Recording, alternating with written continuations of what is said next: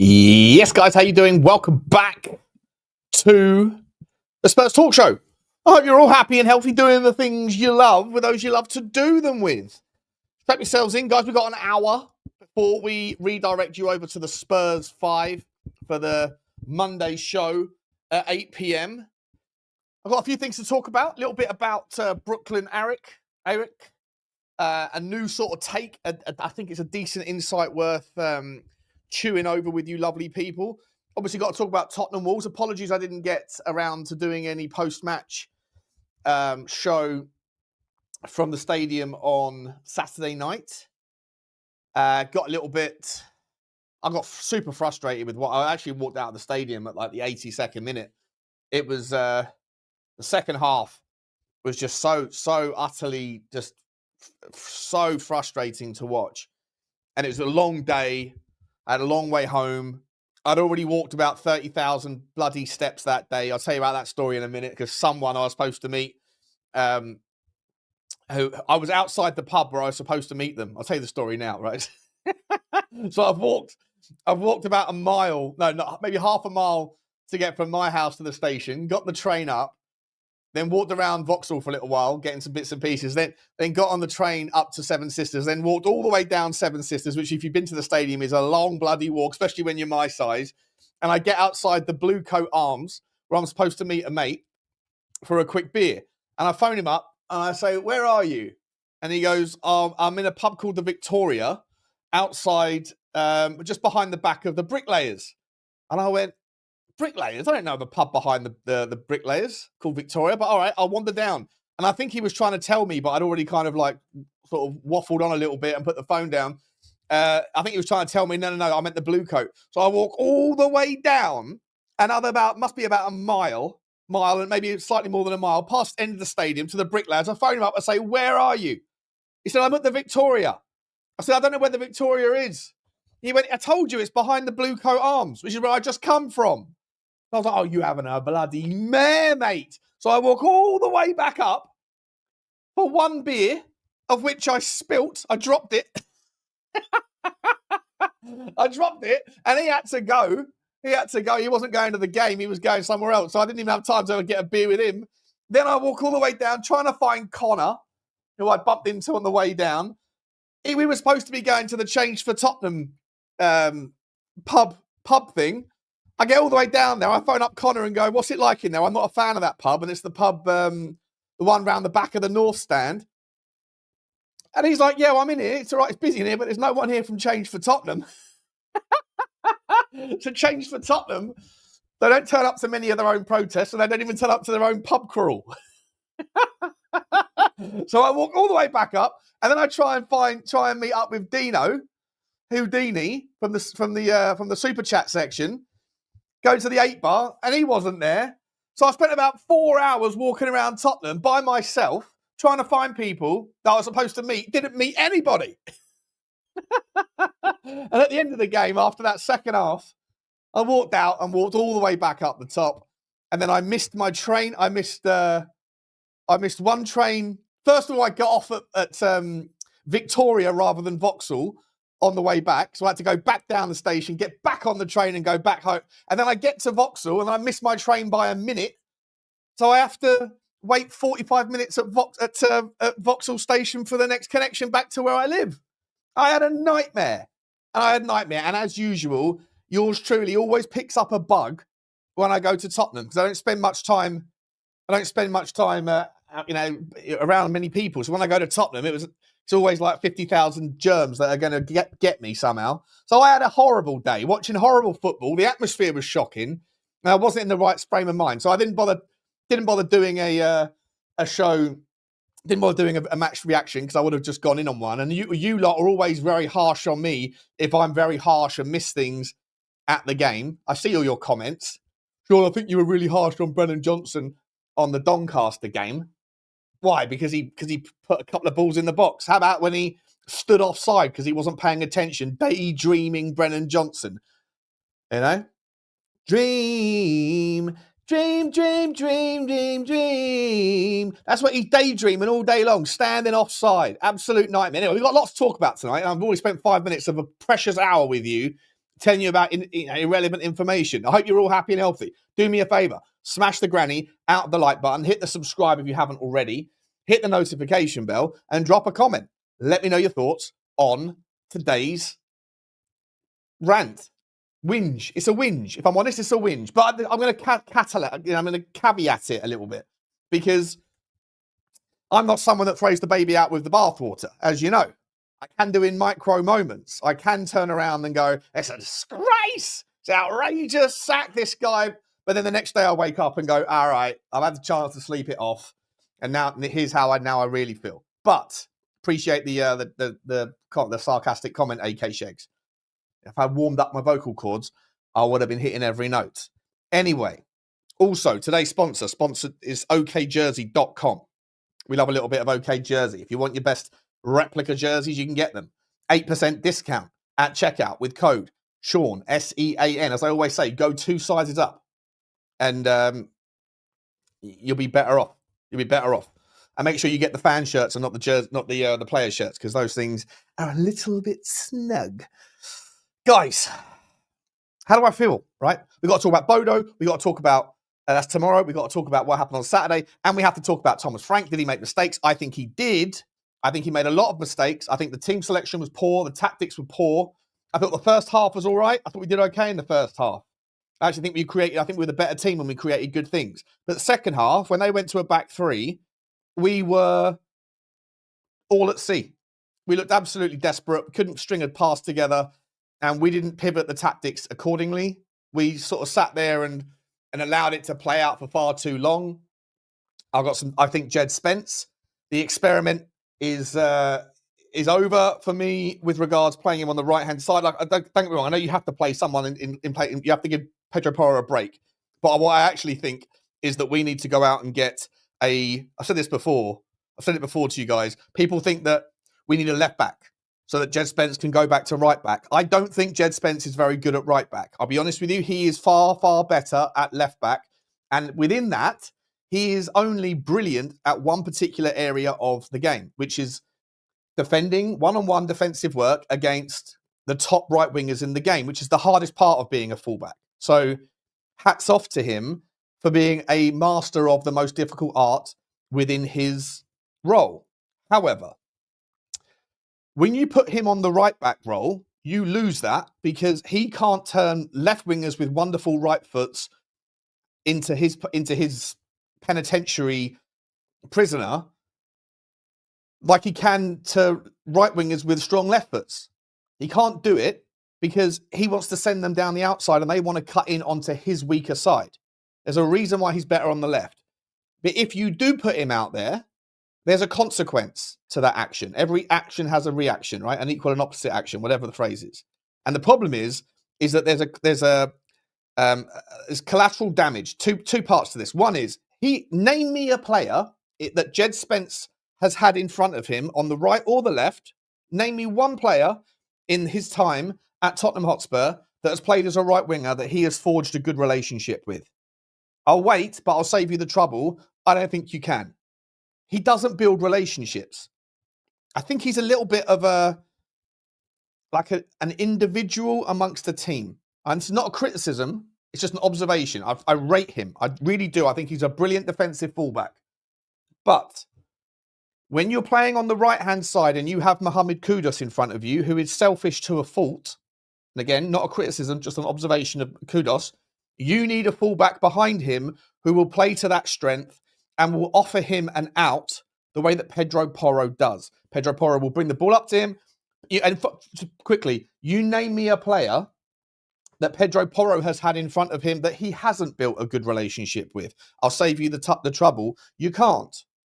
Pedro Porro, we know, is weak defensively, but he's great at going forward. He's great at coming inside. He's great at being the technical guy. He's great at hanging around the box at times, putting a shot away, scoring good goal, all that sort of thing. But what he's really good at is when the ball gets put up to Kudus, Kudus goes, all right, leave it to me, bro. I'm good. And Porro's like, all right, cool. But just so you know, if you run out of trouble or you run into trouble, run out of space, I'm here waiting. And when those things happen, he passes it back to Pedro Porro. And Pedro Porro has something that nobody else in the right back space in the Premier League, now that Trent's gone, can do, which is whip the ball into danger zones from the deep with accuracy, with whip, with pace, with speed, and with superb outcomes, superb output. Jed Spence can't do that. So by playing Jed Spence on the right, you're losing his one. You're completely minimizing his excellence in what he is very good at, and you're not amplifying what he isn't very good at. And he doesn't have a relationship with anybody, let alone the person who doesn't want a relationship back, which is Mohamed Kudus. So playing Jed Spence at right back is not the solution. In my opinion, it's not the solution. Let me know your thoughts. And that's why when people say we need a left back, I get it. If the argument is we need another centre back who's left-footed who can actually also double up as a left back. If you want to kill two birds with one stone, I hear the argument. But I actually think that Jed Spence is a better left back. And Jed and Udogie can rotate. We need someone to rotate with Pedro Porro that can do the same things that Jed Spence can do, be a more defensively balanced right back, so that in certain games, then you don't need to play Pedro Porro every game. And I think that the way you use Jed Spence on the left is every time you go away from home to a top 10 team, maybe a top 12 team, you play Jed Spence. Or every time you're up against a team that has a monster right winger with a crazy left foot, you play Jed Spence to nullify the threat. But if you're playing at home against a team like Wolves, and no disrespect to Wolves, I don't think they're the worst team in the Premier League, despite being rock bottom after 5 games with 0 points. They had a very tough start to the season with their fixtures, and they're a very good team, and they have a good repertoire against us generally. But generally speaking, if you're playing against a bottom half team at home, you should have the confidence to be able to play Pedro Porro and your winger that can do things, your fullback that can do things more aggressively going forward, which clearly is Destiny Udogie. And this notion that Destiny Udogie is a bad defender as a fullback is for the birds. He's very, very good. He's just not as good at one particular division as Jed Spence. Jed Spence hasn't been good for the last few games. I think you save him for certain formations. But my criticism is not just about that. My criticism is also about Bentancur. You don't need to play Bentancur and Palhinha against Wolverhampton Wanderers. You don't. I said it before the game. I mean, you guys wouldn't have heard. Normally, I would have given you my thoughts before the game when I was at the stadium about the team selection. It wasn't good enough. It wasn't good enough. Nick Lazy, I got you. Play Udogie on the right. Yeah. If we're doing this random experimentation, yeah, give it a go. Give it a go. But listen, I don't want to sit here and come across, because I know what's going to happen on the Spurs 5, by the way. I've already got a preview from WhatsApp today. There's going to be some spicy debates about how okay is it to criticise Thomas Frank.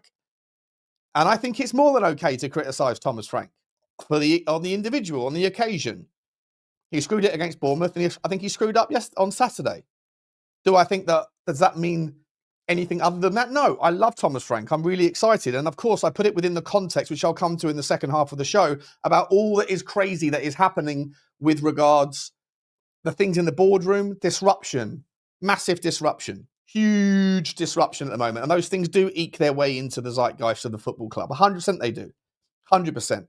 So that Brooklyn Eric guy messing around like a takeover beef on Twitter about the unsolicited thing. I'll come to that stuff in a minute. But so like within the context of the environment of what we did last season, where we're at now, who we've got to play against, how many injuries we've got, and how much work there was to do, there's no overarching criticism or disdain for Thomas Frank at all. But you can still feel super positive about the guy, everything that's going on, be relatively pleased. You know, we've lost 1 game all season. We have a monster mentality where even when we go down against teams that have good general historical results against us, we still somehow figure it out. All those things are fantastic. We've scored, I think, the 3rd most amount of goals in the Premier League. We conceded the 2nd fewest or something like that. You know, a few clean sheets as well. And we've still got work to do. So we're doing all these things within the context of a team in transition, a team that has got to figure out how to defend better and also be more creative without leaving wild gaps in the spaces across the football club, across the football pitch. So I'm more than happy.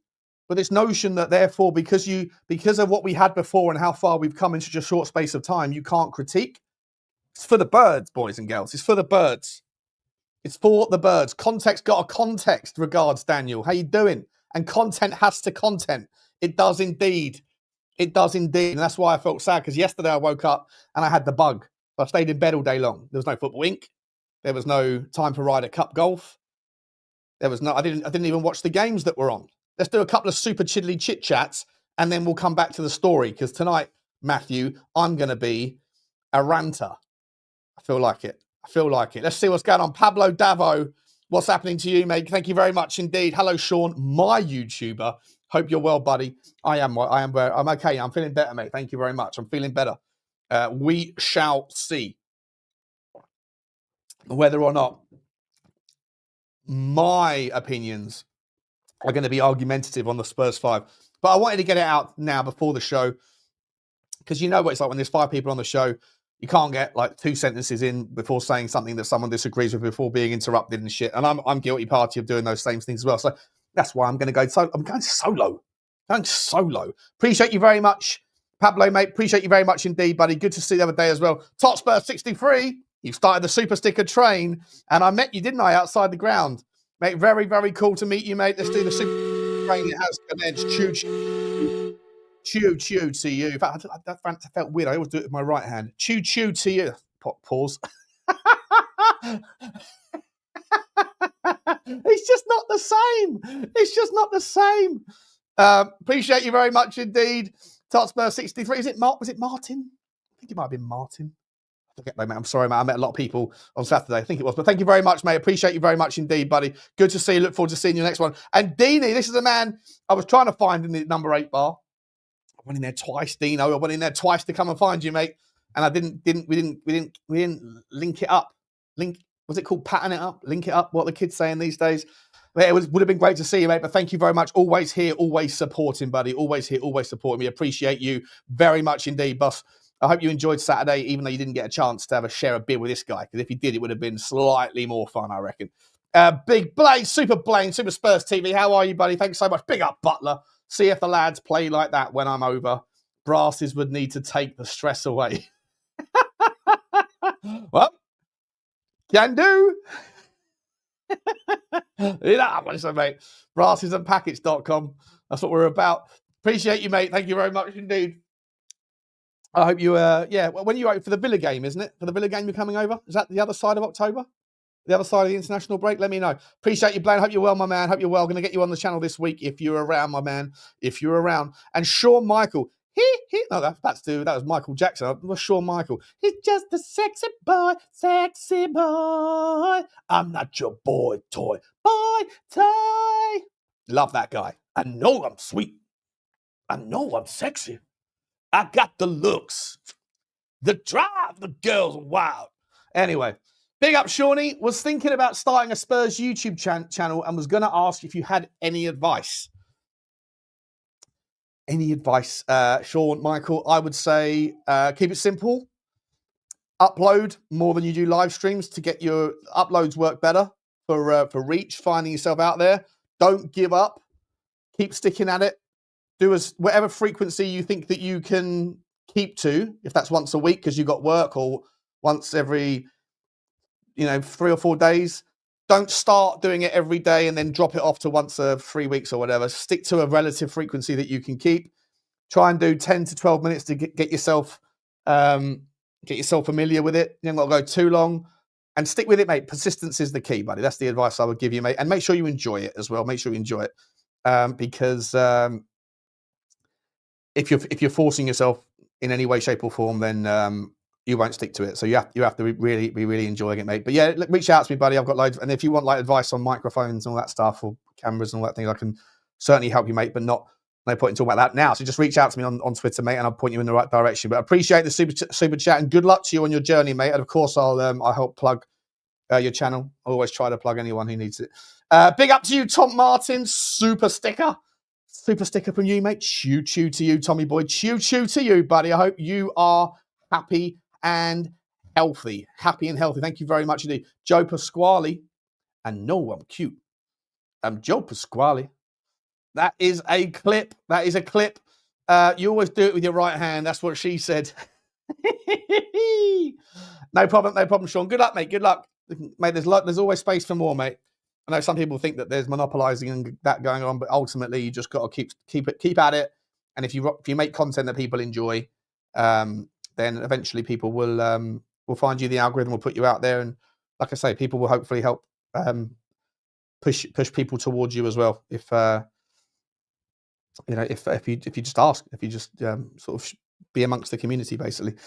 Brandon is saying, careful with the singing, Shawnee. People will think you're drunk again and having a drinking problem. I've definitely got a problem drinking.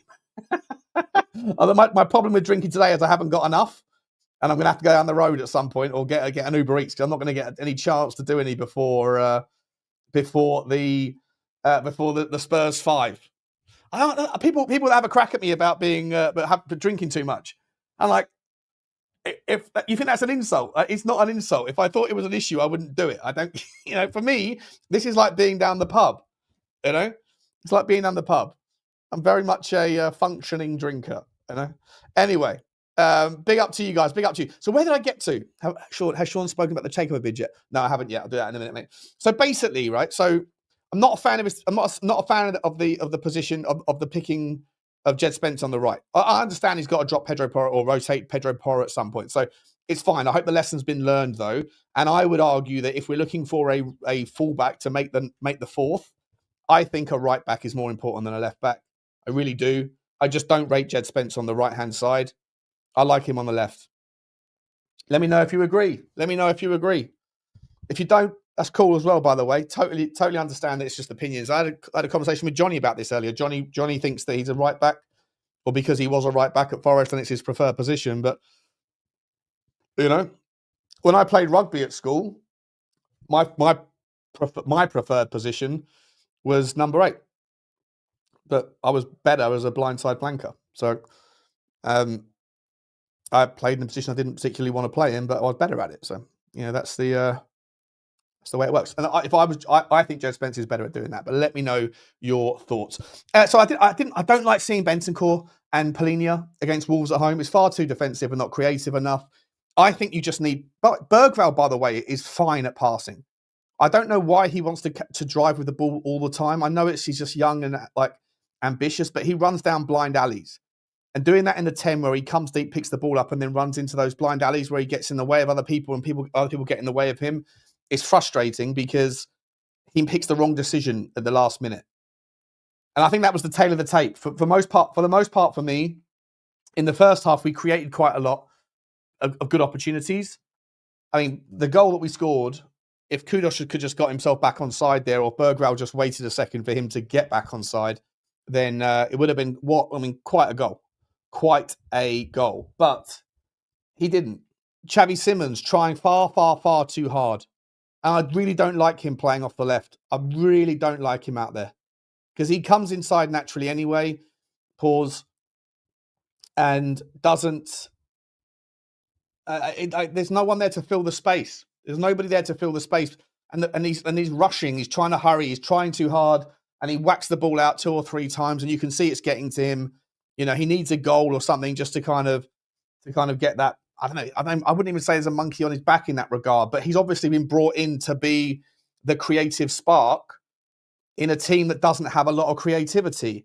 And so he feels that weight on his shoulders. But don't put him out on the bloody left. For me, Odegaard did enough in the Brighton game and in the game, was it Villarreal? I forget the other game. When Udogie was sensational. I forget that game. Which game was it? When Udogie was sensational and he got man of the match. Was it Brighton? I think it was. Destiny Udogie doesn't have that success unless he has a winger in front of him who wants to build the relationship and passes the ball and waits for it. And he was almost doing like the 10, connecting the dots with Destiny Udogie. And it was because of Odegaard's lack of selfishness that allowed Udogie to have the freedom that he did. I don't know. There's so much about Xavi Simons on the left that winds me up. He doesn't want to take a player on down the outside. If he just when he comes in the 10, he's much better. But in the second half, when he was played in the 10, the game was already in a different flux. They'd already moved to a back 3 and they'd got a goal. And so back then it was just sort of like, it's a different game. It's a different game. But look, we could have been 1-0 up quite happily. Kudus puts in that header to the back post in the early stages. I mean, unbelievable save from their goalkeeper to keep that one out. And then 2 or 3 other chances as well. Look, second half though was just absolutely shambolic. But this is the thing: if Pereira can pivot and change the tactics, and it just flip the game, then we have to have the ability to change our tactic in accordance with that and pivot too. If the reason why he played Bentancur and Polinia was to combat the physicality of the Wolves midfield. Gomez, Andre, even John Arias, the guy who came over from Brazil, who's a right winger, but he was coming in being really physical. If the reason to do that was to bring in Bentancur and Polinia was to combat that physicality, then you are already adapting your team at home to the threats of the opposition, which is fine. But then you have to do that throughout the game. And when they went to a back three, as soon as that happened, which was at half time, we should have pivoted in accordance with that. We should have pivoted, taken Bentancur off and made the pivot, but we didn't. And so for me, sorry, Thomas Frank doesn't get a clean slate just because he's had a good start to the season. We got the point. I'm not sitting here moaning. Maybe I am moaning, but I'm just giving you my reflection. It was bloody frustrating watching it because to me, the team wasn't set up correctly. It should have just had Xavi in the 10 from the get-go. It should have had Berghvall or Sarr. I know Sarr had a groin strain or whatever. Polinia in the 6, who's, by the way, indispensable. Indispensable. The only person that was asking for a monster 6 longer than me was the Holy Bible. And, we finally got it. And it's a brilliant thing to see. This guy is different levels. He's different levels of mentality. He's different levels of work rate in his role in the things that he needs to do. He's got, 3 goals already? And he was also largely responsible for the Van Hecker own goal because he put off Van Hecker before the own goal that got us back in the game. He's passionate. I loved his language after the game. He's like, no, I'm devastated. We got to be winning these sorts of games. Like, that's a champion's mentality. Champion's mentality. I would have give my goal back any in a heartbeat to get the 3 points. Love that shit. If we're looking for a second captain, by the way, it should be him. Or he's got to be part of a leadership group whenever Thomas Frank gets around to figuring that shit out. Anyway.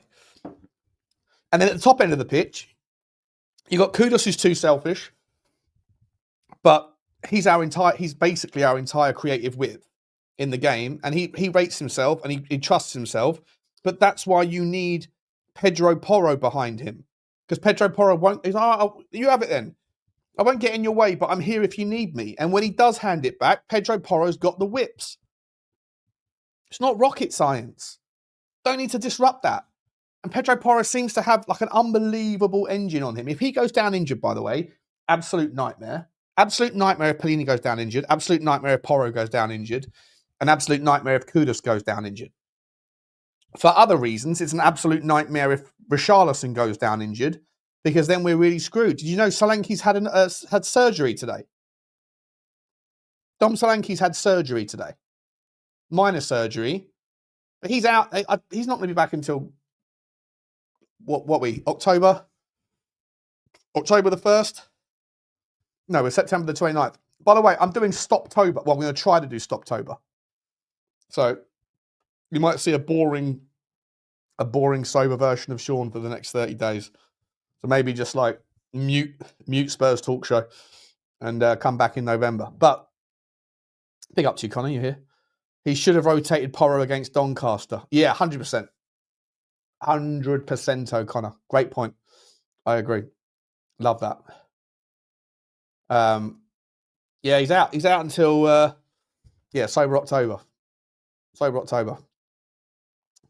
Mwani's leg is still dead. Yeah, it is. Apparently he's not around.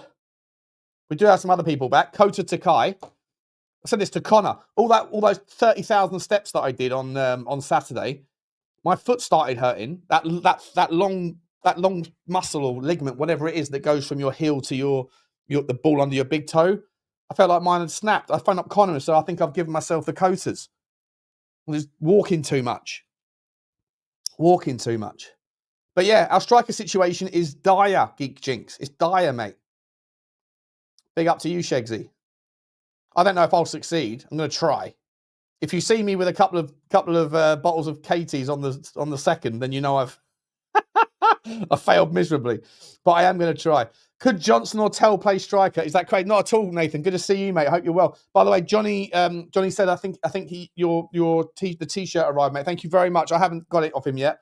I was supposed to catch up with him at the game, but I didn't get a chance to. I'm not even sure if he actually brought it with him, but thank you very much, mate. For the t-shirt. I appreciate you, mate. Appreciate you. You might talk sense for a month. How dare you? How dare you? What a liberty. What was I saying here? The striker situation is dire because Richalison doesn't do a thing, does he? Let's be honest. Everybody at the start of the season, myself included, got wrapped up a little bit in this note of, fair play. Richie looks like he's on one. Scores a couple of goals against Burnley because of Kudus. And he's done fuck all since, has he? He's done absolutely nothing. You've not had a drink since New Year, and you was a mess. Really? Well, you were drinking a lot, were you, Tom? And then you just gave it up on New Year, and then you've been clean for 9 months. That's fucking impressive. When I was working in the city, I used to give up alcohol for a month every year just to reset the liver. And then the last time I did it was about 2.5, 3 years ago on a health scare. And I gave it up for about 2.5 months, like 11 weeks or something. Never felt better. And I regret so much drinking that bottle of vodka that night when I got back into it. Because I'd sort of, got out of my of my heavyweight kind of mentality. I went, oh yeah, the blood test was good news. Let's go and have one. Turned out to get absolutely smashed, and it sent me sideways for about 3 days. But that's what we do, isn't it? That's what we do. So Richarlison's a problem. We need a 9. We need a better 9 that can offer more threat. Get a 9 that's actually invested in the game and actually active in the game, other than just running around like a headless chicken, shithousery.com. He doesn't do anything. He comes deep, and then I feel like at times we avoid him deliberately because he can't trap a bag of cement. So you get a better 9 that can actually pull people in different directions, or you get Solanke back, but he's out for months now, or probably a couple of months. And then you get a left winger. But I actually don't think that the left wing is anywhere. It's not great. It's not great for sure. But if you play Odegaard with Udogie, you have something down that side. You have something. You had Udogie doing his bits, and Odegaard can do things. And Odegaard scored, basically was entirely responsible for the own goal against Donny. Jesus Christ. Wowzers. I gave up alcohol but replaced it with Jamaican cigars. Mate, these things are, they're not Jamaican cigars, but they're Jamaican, juice. The jammy juice, we're going to call it. I'm not into smoking and that stuff, really. I did when I was at university, but not in 20 years. I saw something from Tom Martin there. He said, sad story. I want to find it where it was. Mate, I was smashed, had a shit 2024. I lost my dad. I'm so sorry, mate. So sorry, buddy. I'll be honest, don't miss the drink, but we'll have a beer with you at a game one day. I don't want to be responsible for sending you back onto off the wagon, mate. But I'm so sorry about your dad, mate. 2024 was a shit year. So 2025 has been a shit year for me as well, to be honest. But nothing like that, man. So I hope you're okay, buddy. I would like to have a beer with you at some point, but I don't want to be the guy who gets you back into it. Once you get back into it off your own volition, then we'll drink. Okay, then we'll talk, buddy. Then we'll talk. Where am I? I've only got 25 minutes to talk about some other bits. Anyway, long story short, wasn't impressed. Wasn't impressed at all. Do I blame Thomas Frank entirely? No. Do I think the Wolves are a better team than what we give them credit for? 100%. They're a very good team. Their midfield is dangerous, and they have good players.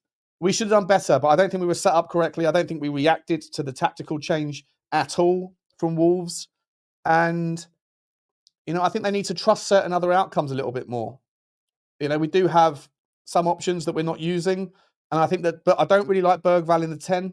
I'll be honest. I think he's all right there, but I prefer him in an 8 where he can come and be a little bit more busy. But I think Berghvall needs to seriously, he needs to put a leash on him a little bit, because he runs around with the ball. Every time he gets the ball, his head down and drives first thought. Whereas when I first saw him, his peripheral vision for his passing was fantastic. Like when we first saw him last season under Postecoglou, he'd pick the ball up in the 8, and then he would he'd always be looking up and trying to figure out the pass. Now he doesn't seem to do that. Now he just wants to get the ball and just drive with his head down, like Bugsy Malone looking for a ball.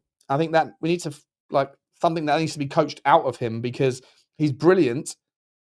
And it's easier to coach something out of something than it is to coach something into something.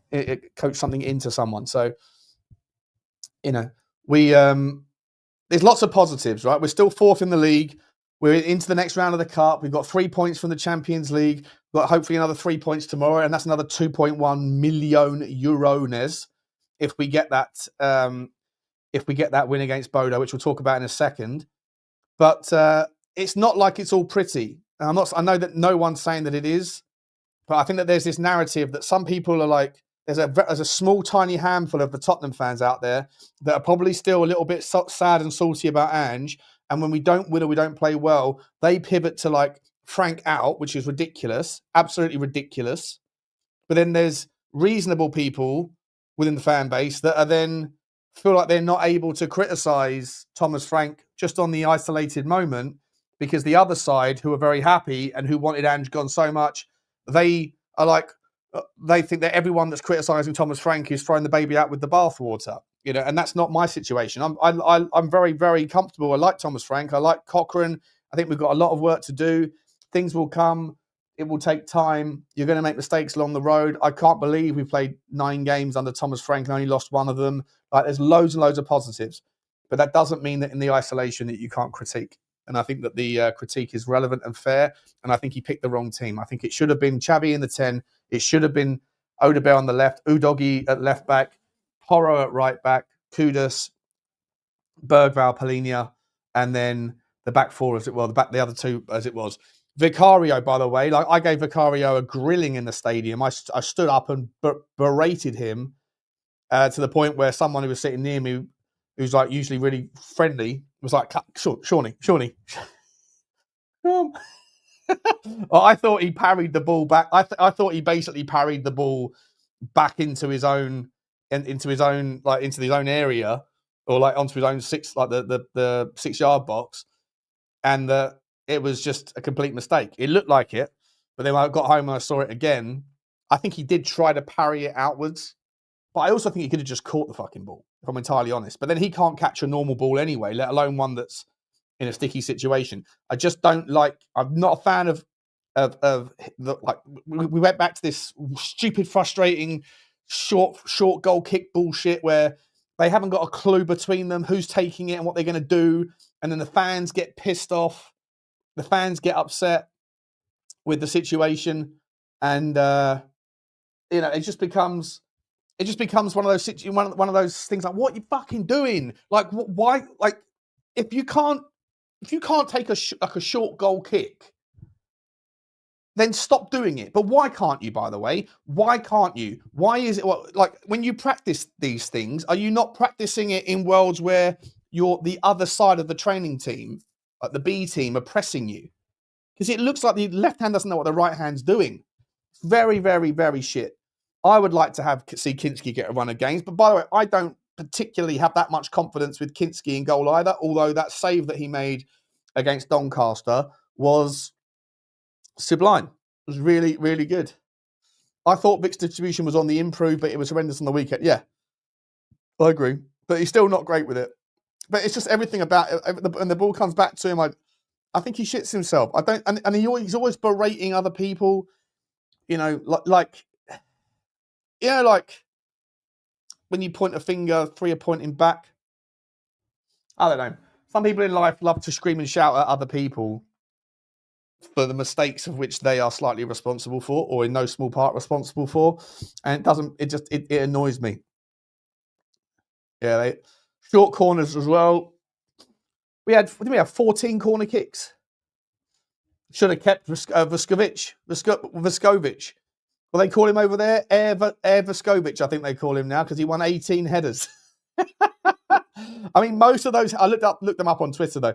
Most of those headers they weren't from like crosses or corners. That most of them were long balls from the goalkeeper that he just won he just like mashed up the number 9. But and he's playing in a back 3.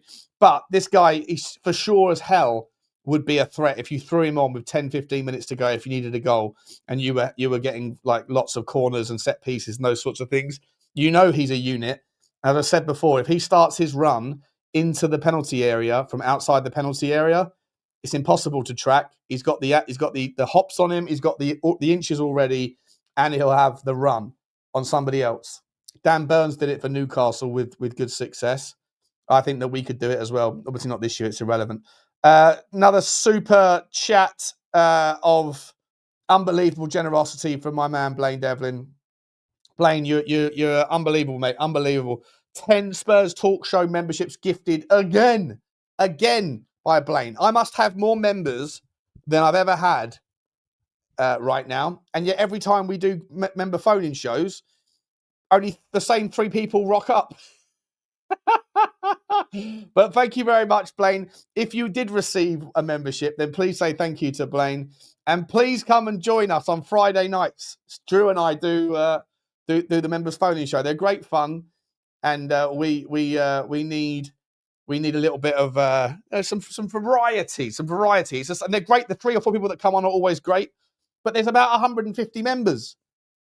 None of you come on. I suppose maybe I don't know. Maybe you just don't want it. Maybe you're out. Maybe you've got a more fun life than I have. Maybe like, fuck, I'm Sean. I've got going out with the boys, or I'm getting laid, or I'm going to talk to you, you fat prick. Like, I choose A or B. You know, I get it. No, I'm not complaining, Alex. There he is. He's one of the locals. He's one of the usuals. My Austrian brother.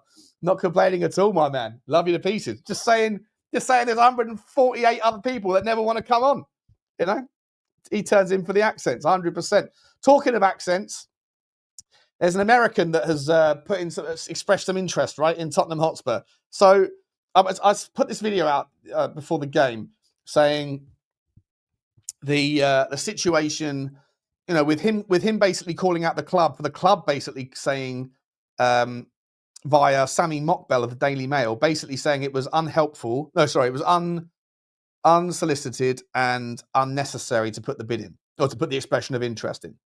And he's come back saying, unsolicited, you sent me an itinerary of an investor day where we get a tour of the training ground, tour of the stadium, everything.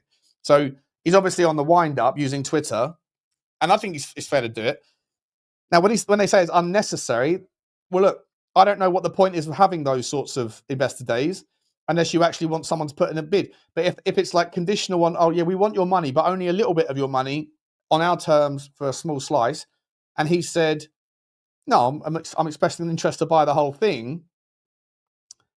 I don't know, you can't have your cake and eat it. You invite people around for an investor day, but they obviously don't want them, right? But it's weird because they under Daniel Levy, they did want not a full takeover, but they did want investors. So, like I said before, I think the real takeaway though is that what they're really upset about is not that it's unsolicited and unnecessary, but more that it's unhelpful.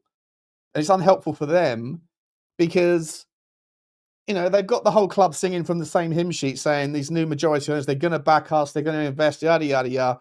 But they probably only wanted to put 100 million quid in. And now that we've seen through the Martin Lipton article what the colour of his money looks like, potentially, and again, there is the other side of this story, which I'll come to in a second, then, you know, now 100 million quid is going to be very unsatisfying. Now they have to probably go a little bit deeper in those deep pockets of theirs and pull out a few more notes. Otherwise, people are going to sit there and have the baseline benchmark to compare themselves against. What I would say, though, is that Stefan Borson did say, and he's the football finance guy on TalkSport, he did say that when he was at Manchester City and they were trying to sell the club, there was a hell of a lot of time wasters who would go to those investor days. And because of the way the takeover code works, that all you've got to do is basically put in an expression of interest and show very minimal details, information about yourself. And then you have to go through the same protocols with those people as if you would for like a shake, rattle and roll that you knew for a fact had many, many billions. And so there was a hell of a lot of time wasters. Now, I don't know what benefit Brooklyn Eric would get out of wasting anyone's time. I really don't. We'll find out in 26 days either between now and 26 days or 25 days time, whether he actually wants to make an offer. Maybe he doesn't, now that the club have kind of like thrown his interest under the table or under the bus. But there is an argument to say that when they say it was unnecessary, unsolicited, well, maybe if it's sincere, for sure, it puts the pressure on the Lewis children to actually put some real money into this club. Because if they think that £100 million would have placated the fans before, then it might have done. It might have done, had it not been for the fact that we've now seen that potentially there is another group of people that are willing to put 12 times that into the club as a running cost, as like a capital injection for the going concern of the football club. Of course, not all of that's going to go into buying, football players, but a larger amount of it would. And so I do think it's unhelpful if it's true. But if it isn't true, if he's just pulling everyone's leg and wasting everybody's time, then I guess it's unhelpful for the other reasons, because it does create this disharmony and it does create this kind of uncertainty, and it's a distraction and a disruption to all the things that are happening at the top of the football pitch. And all of that stuff does leak through to the management and the people on the training ground, not knowing, is this stuff going to carry on into October and November and December? How much money am I going to get to spend in January? Is any particular new deal, if it does happen, if he does come back with some obscene amount of money, so let's say it's not 4.5 billion, let's say he really wants this and comes back with 5 billion or something like that, are they going to want to come in and immediately bring in new CEOs, new directors of football? If so, what does that mean for the rest of our plans with regards to transfer strategy? What about relationships with other clubs? What about the takeover process? What about the owner's fit and proper test? All of these things are unknowns.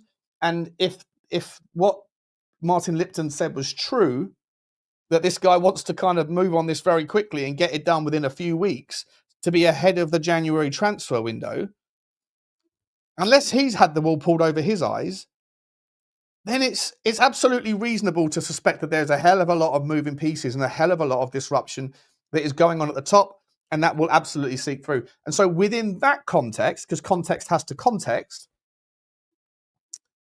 I think you still give Thomas Frank a massive pat on the back for being able to work through the early stages of his own blueprint amongst a football club and an organisation that doesn't know whether it's coming or going in so many different sort of facets and parts and corners of the club. And so within all that kind of environment, I think he's done a brilliant job.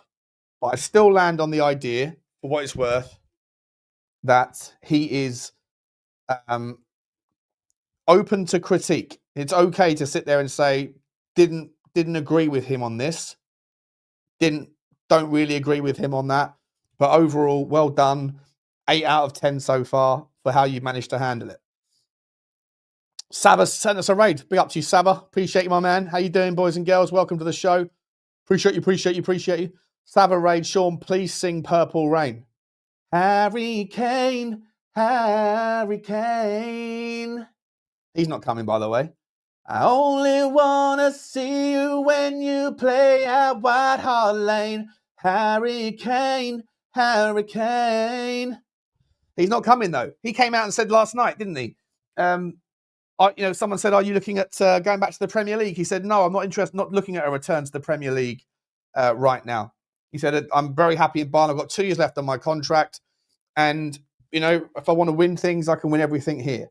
Well, it's, basically paraphrasing. You forgot to air grab, Sean. Harry Kane. So, yeah, it is a cliche answer for sure, Alan Phillip. It is a cliche answer. But he definitely had to do it. Big up to you, Daniel Field, for the Sav Raider super chat. Big up to Sav as well. Seeing you over there in 9 minutes, my man. Sean, my bro, no Romero for Bodo. What? Is that right? Romero out. Tottenham. When did that happen? Surgery required for Tottenham start, and Christian Romero misses training. Let's have a look at that. Let's bring it up together. Got to talk about Bodo in a minute. I've got the lowdown there. I think people are going to underestimate them this time around because we smashed them last time 5-1. But in reality, people, we have to remember that when we went to Bodo last time, we were already 3-1 up in the semi-final. And so they had to chase the game. It's not the same this time around. Plus, they've got Patrick Berg back. Plus, they've got Hogue back. They've got all their best players, apart from their captain, Ulrich Saltness, who's a good player. He's on the sidelines. And they might have lost Braden Moe and their right winger Bassi, but they walked off injured. They came off injured in their last game, but everybody else is fit, and so they're a much better team when they've got that unit. So I don't think it's going to be an easy game at all. I'd take that. He didn't train as a precaution. So look, what's it saying here? Thomas Frank gives Tottenham injury date. We decided to make a minor surgery, a small procedure. This is about what's his name? Romero says missed training on Monday, but Frank ensured it was a precaution. He's not been right about many of these things, though, has he? He said that we're getting these players back in a couple of days, and then didn't happen with Solanke. That's what the surgery's for, Solanke's ankle.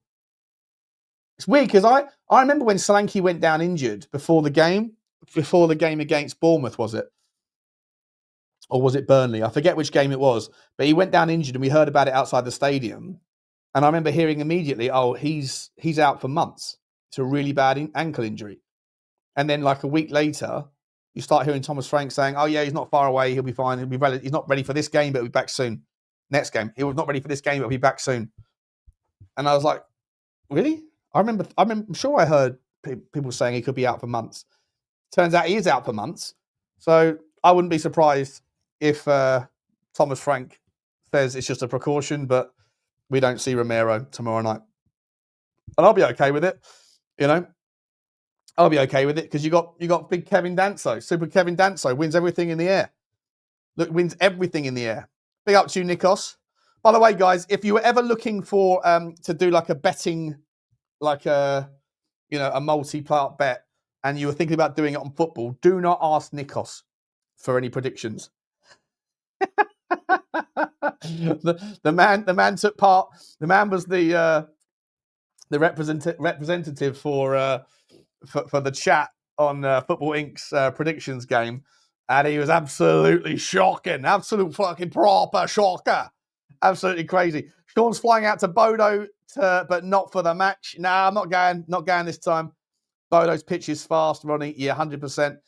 Bodo Glimt 0, Spurs 3 is what Tony's saying. Vicario, Spence, Van der Ven, Danso. Yeah, I agree. Yeah, Porro, don't mind that. Polinia, Xavi Simmons, and Bentancur. Odegaard, Richalison, Kudus. I would play. I personally would give. Yeah, I don't mind it. I don't mind Bentancur being in the 8, but I personally would probably go for Berghvall because it's a difficult game to pass on. Helga's not Helga can go to Helga. She didn't text me back. Henry Thong. She didn't text me back. I'm going to go for how much time I got? 4 minutes. Got 4 minutes. Yeah, look, I personally would probably go for the same team with as what my man Tony Rodriguez has gone for. I don't mind if Kinsky gets a minute. No, did Kinsky get in or did Kinsky get left out of the Champions League thing? I think Kinsky's in, isn't he? I would go for if Romero's fit, you play him. If not, I'm happy for Van der Ven, Danso, Porro, and Spence. I agree with that. Polinia is absolutely indispensable, absolutely indispensable. And then Xavi, of course, has to play in the 10. Odegaard off the left, correct. Richarlison the 9, correct. Kudus on the right, correct. The only question mark for me is Bentancur. I don't mind it, but I'd actually like to see Pape Sarr. However, did Pape Sarr get a bad groin? I think he might have had a bad groin. Helga is meeting Henry. Did you see that video, Destiny? Did you see that video? Henry looked like a rabbit caught in the headlights when those 3 pretty birds were talking to us. Henry's like...